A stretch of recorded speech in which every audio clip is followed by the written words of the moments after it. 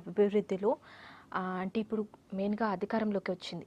ప్రజల మనసుని మీరు ఒక 10 ఏళ్ల కిందట అధికారంలోకి రాకముందు కేసీఆర్ ప్రభుత్వం ఉన్నప్పుడు అప్పుడు జరిగిన పొరపాట్లు అవ్వచ్చు, ఇంకా వేరే కారణాలు ఏవైనా అవ్వచ్చు.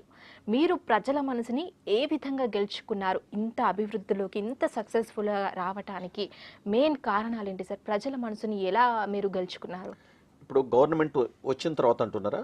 గవర్నమెంట్ రాకముందు సార్. అంటే రాకముందు అంటే ఓట్లు పడ్డాయి కదా సార్. మీ ప్రభుత్వాన్ని చూసి రావడానికి ప్రధాన కారణం ఏంటంటే కేసీఆర్ గారు ఏదైతే ఆయన దళిత ముఖ్యమంత్రి చేస్తాడు మాట తప్పిండు, దళితులకు 3 ఎకరాల భూమి ఇస్తాడు మాట తప్పిండు, నిరుద్యోగులకు 3,000 రూపాయలు పెన్షన్ ఇస్తాడు మాట తప్పిండు, కేజీ టు పీజీ వరకు ఉచిత విద్య అన్నాడు మాట తప్పిండు. ఈ రీతిగా అనేక విషయాల్లో పూర్తిగా కరప్షన్ అయిపోయింది. ఎందుకు కరప్షన్ అయిపోయిందంటే కేసీఆర్ గారు తన కుటుంబ బందిలో ఆ కుటుంబ బందిప్రీతికి కులం బందిప్రీతికి కట్టుబడిపోయాడు కేసీఆర్ గారు. గొప్ప నాయకుడు కేసీఆర్ గారు. ఎప్పుడు 2014 నుంచి సుమారుగా ఫస్ట్ ఎలక్షన్ ఎప్పుడైతే టీఆర్ఎస్ గవర్నమెంట్ వచ్చిందో అప్పటి వరకు పర్వాలేదు. సెకండ్ టైం వచ్చిన తర్వాత పూర్తిగా అవినీతి ఊబిలో చిక్కుకుపోయి, ఫర్ ఎగ్జాంపుల్ అండి, కవిత నిజామాబాద్లో ఓడిపోయింది, వెంటనే ఎమ్మెల్సీ చేసిండు. నిజామాబాద్లో ఎంపీ వినోద్ కుమార్ ఆయన ఓడిపోయిండు, ఇమ్మీడియట్గా ప్రణాళిక సంఘం చైర్మన్ చేసిండు. సంతోష్ కుమార్ వాళ్ళ మరదల కొడుకు, ఆయనకు ఎంపీ చేసిండు రాజ్యసభ. ఈ రీతిగా అనేక మంది పార్టీ కోసము ప్రణంగా పనిచేసిన అనేక మంది ఉదాహరణకు శ్రీకాంతాచారి తల్లి ఒక్క చిన్న పదవి అని చెప్పి వెంపర్లాడింది. ఆమె కొడుకు శ్రీకాంతాచారి తెలంగాణ ఉద్యమానికి జీవం పోయడానికి ఊపిరివ్వడానికి తను కిరోసిన్ పోసుకుని ఆత్మహత్య చేసుకుని చనిపోయే ముందు కూడా జై తెలంగాణ అన్నాడు. అటువంటి ఆమెకు ఏదైనా పదవి ఇస్తే గౌరవం ఉండేది.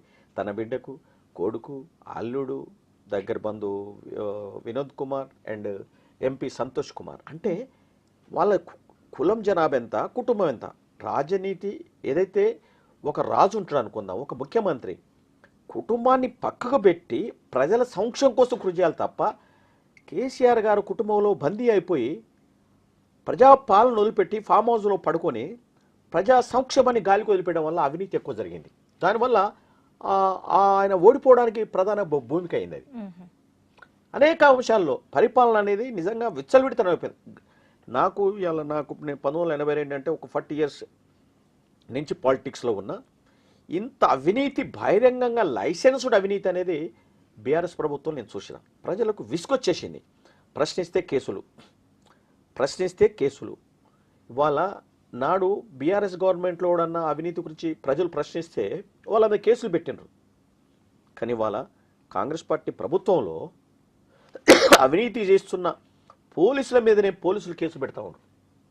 ఇవాళ పంజాగుట్టలో ప్రజాభవన్ దగ్గర ఒక ఎమ్మెల్యే కొడుకు యాక్సిడెంట్ పెడితే ఒక సిఐ అతను తప్పించడానికి ప్రయత్నం చేస్తే అతని మీద కేసు పెట్టి అరెస్ట్ చేశారు.